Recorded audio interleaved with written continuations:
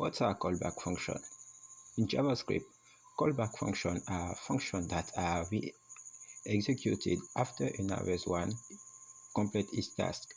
In another word, callback functions are all functions that are be passed to another function as a parameter and wait the first one to end its task before starting.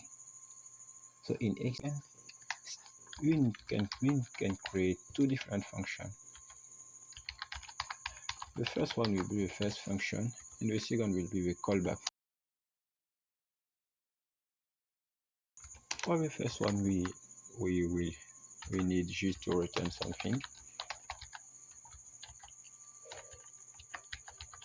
First function, and for the second one, we need to say that we will have some parameter, and we want to display the parameter height, and here display the parameter. And now, as I say, callback are functions that are passed as parameter. Here, if I want to make the callback function, we need to call the first function and pass the callback function as parameter. And here, go to the first function, use the callback function as parameter, and bottom here, call the callback function and give the parameter.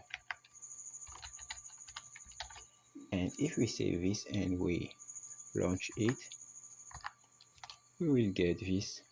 The first function will be executed. We will display the first function, and after when it's done, the callback function will be executed. It's a way of callback function.